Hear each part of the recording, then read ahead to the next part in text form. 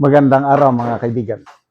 Bigyan natin ng reaction opinion itong paliwanag ni Attorney Edward Chico tungkol sa leading questions at saka misleading questions during trial.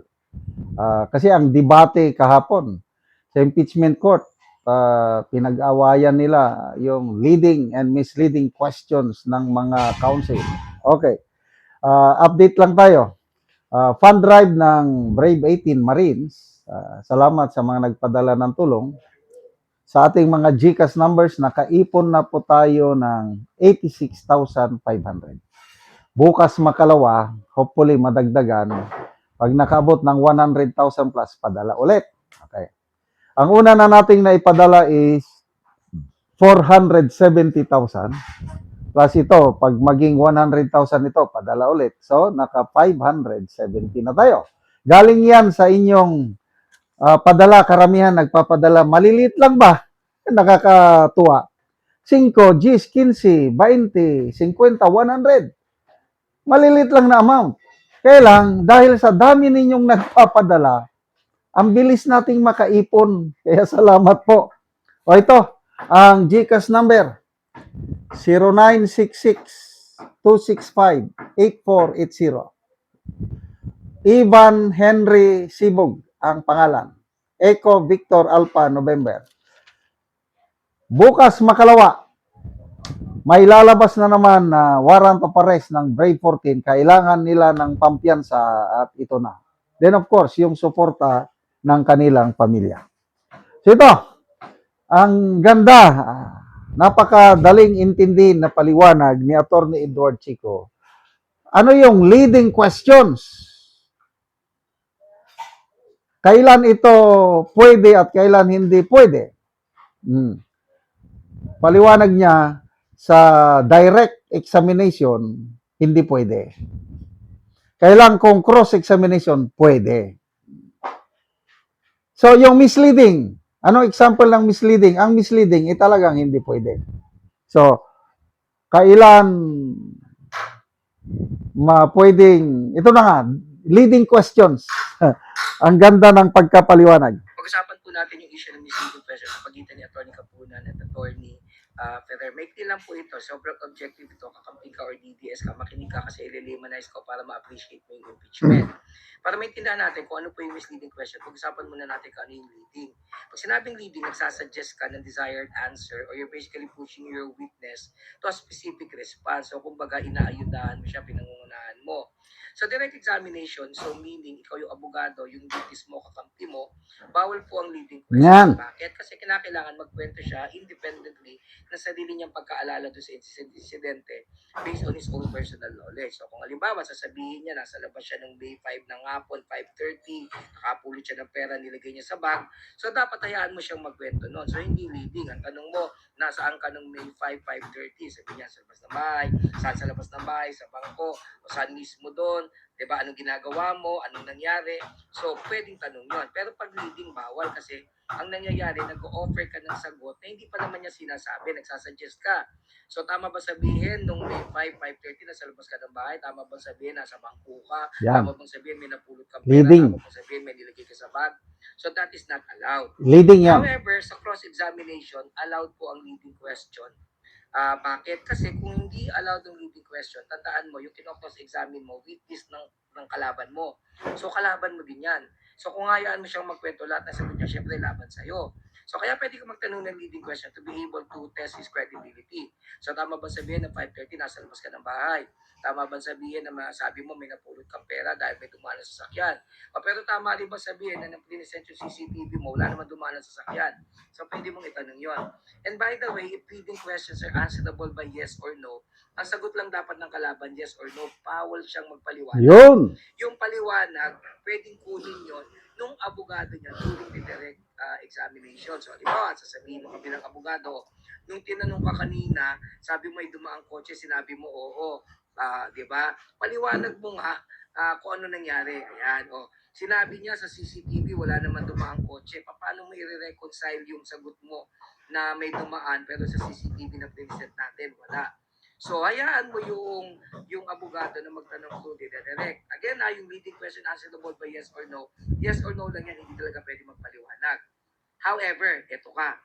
If the leading question happens to be misleading, i-object mo yan not because it's leading, kasi allowed nga yan sa cross, but because it's misleading. Ano yung misleading question? Nag-assume ka ng isang fact na totoo kahit hindi naman napatunayan o kahit naman hindi inoffer as evidence. So, halimbawa, balik tayo sa kwento. Di ba sabi niya may napulit siyang pera, nilagay niya sa bag. So, kung ang tanong ng abogado sa cross-examination ganito, tama ba sabihin yung ninakaw mong pera, nilagay mo sa bag? Yan. That is objectionable kasi wala naman siya sinabing ninakaw niya. So, nag-offer ka na sarili mong allegation. Isang fact na sinasabi mong totoo kahit hindi naman napapatunayan. So, ganyan po yung paglalaro po pag nag-represent ng witness. So, sana po maintindihan, nakakatulong ako ng pag-unawa sa inyo. So, next time, pag nanonood kayo, kahit pa paano, independently, you can form your own opinion. So, yun lang po yun. Salamat, attorney. Liwanag. Ngayon ko na naintindihan. Yung nangyari kahapon, nung nagtatanong si Attorney Ferrer doon sa COA witness, leading questions yung tinatanong niya, answerable by yes or no. Kaya just answer me yes or no. Your Honor, please, nagpapatulong siya sa presiding officer eh. Witness, answer. Ito naman si Kapunan, singit ng singit. Misleading, Your Honor. Ito, opinion ko lang ha. Si Kapunan, nagkaroon na siya ng judgment na misleading yung tanong. It's not allowed. Sabi na Attorney Ferrer, it is allowed. Ang sabi niyang it is allowed, yung leading questions niya, kasi nga, answerable by yes or no. Oh, naintindihan ko na. Ito naman si Ligutan, nag-post kagad, parang ang galing-galing, na bawal yan, din niya naintindihan yung ano. Ako naintindihan ko na. Tama si Attorney Ferrer dahil yung tanong niya is leading questions. Answerable ng yes or no. Mapansin nyo yung COA witness, nagpapaliwanag, no, do not explain, just answer me yes or no. Oh. Ngayon, naintindihan ko na bawal ang witness na magpaliwanag sa mga leading question na answerable ng yes or no. Hintayin niya yung redirect. Doon na lang magpaliwanag.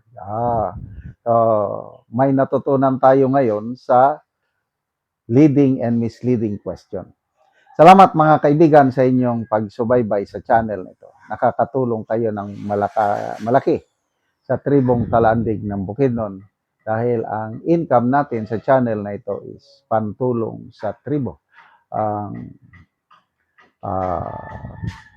Namimigay tayo ng libreng yero at pako para makapagpatayo naman sila ng mas maayos na tirahan.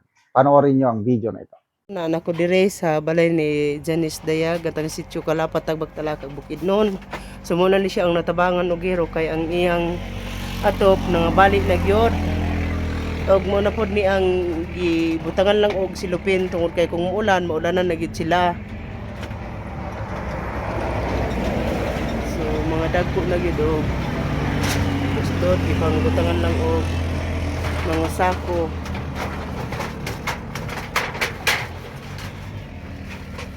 O gisapaw-sapaw na gani ang yero. So gipangbitayan lang gani ni siya og mineral. So naay tubig. Ginay tubig niya. Kung mag-ulan mo na gyud ni ang kuan. Maulanan gid sila. Ning kuan gibutangan lang gyapon og silupin ang diri sa ilang higdaanan. So gipangbitayan lang og mga mineral. Og mo na ni ang gitabang nga yero nga napulo ka buok nga digis ka taas. Salamat day ko sa Ginoo sa nagtabang sisin kay ini mong balay grabe na kayong tulo. Wala mi kakasilungan nga magtukod na sad mig bag-o nga balay kay wala na mi kakasilungan diri. Gipangbitayan na kay mga minerals. So magtukod mo bagong balay. Oh. Gabok naman gud mi ang among kahoy. Kung magtukod na sad mi og bagong balay kay gabok naman kaayo. So gabok na ang inyong kahoy. Oh. So magpatindog mo og bagong balay. Mo na ning bungkagon. Magtukod na sad mi bagong balay kay gabok naman kaayo. Dako na kay tabang para sa mga pobre. Salamat kay sa Ginoo nga makabalay na gid mig bag-o. So salamat kaayo. Salamat po.